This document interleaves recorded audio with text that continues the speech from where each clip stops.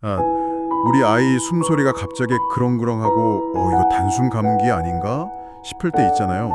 겨울만 되면 어김없이 찾아오는 코로나, 독감, 여기에 이제 RSV까지 부모님들 마음 졸이게 하는 이른바 삼중 유행병의 하나죠. 오늘 바로 이 호흡기 세포 융합 바이러스 RSV에 대해서 꼭 알아야 할 핵심 정보만 빠르게 파헤쳐 보겠습니다. 네, 안녕하세요. 이 RSV가 사실 굉장히 흔한 바이러스긴 한데요. 특정 그룹에게는 정말 위험할 수가 있어요. 자료를 보면 거의 모든 아이가 만 2세까지는 한 번쯤 겪게 된다고 하고요. 주로 폐 같은 호흡기 쪽에 문제를 일으키죠. 아니 근데 모두가 겪는다고 하시는데 왜 이렇게 걱정들을 하는 걸까요? 대부분 그냥 감기처럼 지나가는 거 아니었어요? 바로 그 점이 중요한 포인트입니다. 건강한 어른들한테는 가벼운 감기 정도로 지나갈 수 있는데 면역력이 약한 영유아, 특히 그 1세 미만 아기들이요. 아니면 좀 일찍 태어난 아기들, 그리고 60세 이상 어르신들께는 이게 세기관지염이나 폐렴 같은 좀 심각한 병으로 이뤄질 수 있거든요. 세기관지염, 폐렴요? 네, 실제로 미국 자료 같은 걸 보면요. 1세 미만 영아들 입원의 가장 큰 원인이 바로 이 RSV라고 합니다. 입원의 주된 원인이라니 와 이거 정말 심각하게 봐야겠네요.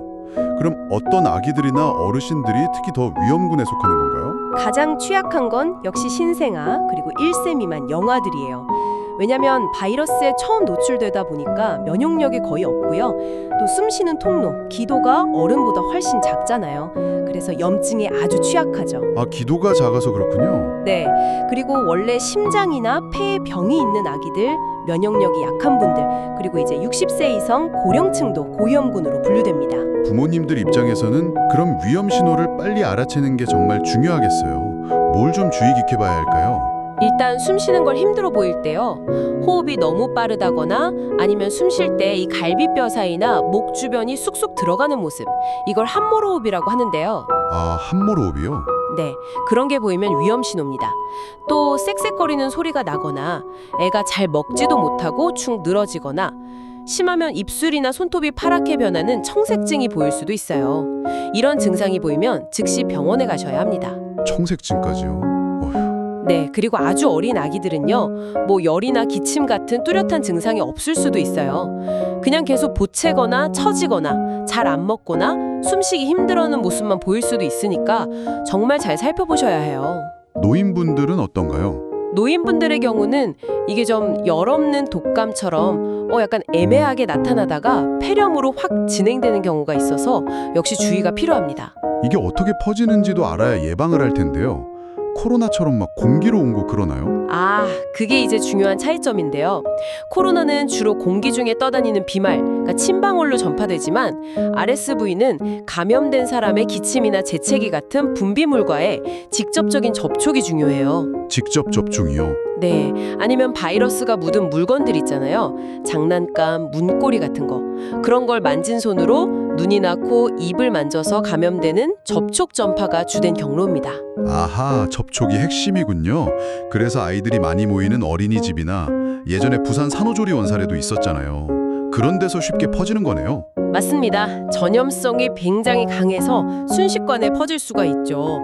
잠복기는 보통 한 2일에서 8일 정도 되고요. 증상은 처음엔 콧물, 기침, 열, 그냥 감기랑 비슷하게 시작하는데 심해지면 아까 말씀드린 쌕쌕거림이나 호흡곤란이 올 수 있습니다. 그럼 이게 RSV인지 아닌지 어떻게 알 수 있어요? 특별한 치료법 같은 게 있나요? 검사를 통해서 확인은 할 수 있지만요. 대부분 치료가 증상을 좀 완화시키는 데 집중하기 때문에 꼭 검사가 필수는 아닐 수도 있어요. 그리고 안타깝게도 이 RSV 자체를 직접 치료하는 특효약은 아직 없습니다. 특효약이 없다고요? 네. 리바비린이라는 항바이러스제가 있긴 한데 이건 아주 심한 중증 감염이나 면역 저하자에게만 좀 제한적으로 사용되고 있어요. 특효약이 없다니 정말 예방이 중요하겠네요. 그럼 집에서는 어떻게 돌봐줘야 할까요? 네. 집에서는 아이가 좀 편안하게 지낼 수 있도록 증상 완화에 최선을 다하는 거죠. 물을 충분히 마시게 해서 탈수를 막는 게 중요하고요. 열이 나면 의사 선생님 지시에 따라서 아세트아미노펜이나 이부프로펜 같은 해열제를 쓰시면 돼요. 해열제는 괜찮고요. 네. 하지만 정말 중요한 거. 절대 아이에게 아스피린은 주시면 안 됩니다. 라이징 후군이라고 굉장히 심각한 문제가 생길 수 있어요. 아스피린은 절대 안 되는군요. 네, 절대 안 됩니다. 그리고 코가 막힐 때는 식염수로 코 세척을 해주는 게 도움이 될 수 있고요. 가습기 사용은 이건 의사 선생님과 상의 후에 결정하시는 게 좋습니다. 결국 예방의 답이군요. 정말로. 그렇죠. 다른 호흡기 바이러스랑 비슷해요. 가장 기본은 역시 손 씻기입니다. 흐르는 물에 비누로 30초 이상 꼼꼼하게 씻는 것, 그리고 씻지 않은 손으로 얼굴, 특히 눈, 코, 입 만지지 않기. 네, 기본 중에 기본이죠.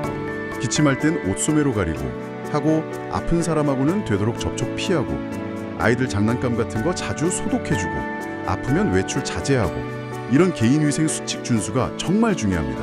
특히 자료들을 보면 RSV는 주로 10월에서 3월 사이에 유행하니까 이 시기엔 더욱 신경 써야겠죠? 다행히 최근에는 예방할 수 있는 수단도 좀 새로 나왔다고 들었어요. 백신이라든지 주사라든지. 네, 맞아요. 아주 중요한 발전이 있었죠. 크게 두 가지로 나눠볼 수 있는데요. 첫 번째는 성인용 백신이에요. 60세 이상 어르신들을 위한 RXV나 아브리스보 같은 백신이 국내에서도 허가되어서 고령층에서 심각한 질환으로 가는 걸 예방하는 데 도움이 됩니다. 아, 어르신들 백신이 나왔군요. 네, 아브리스보 같은 경우는 임신 후기 한 32주에서 36주 사이에 임신부가 맞으면 엄마 항체가 태반을 통해 아기에게 전달돼서 아기를 보호해 줄 수도 있고요. 오, 임산부도 맞을 수 있군요. 그럼 아기들을 위한 건 따로 없나요? 그게 이제 두 번째, 영유아 예방 항체 주사인데요. 예전에는 시나지스라고 해서 이건 좀 미숙아나 선천성 심장병 같은 고위험군 아기들만, 그것도 유행하는 철 10월부터 3월까지 매달 맞아야 했어요. 좀 번거로웠죠. 매달이요? 힘들었겠네요. 네. 그런데 최근에 베이포투스라는 차세대 항체 주사가 나왔습니다.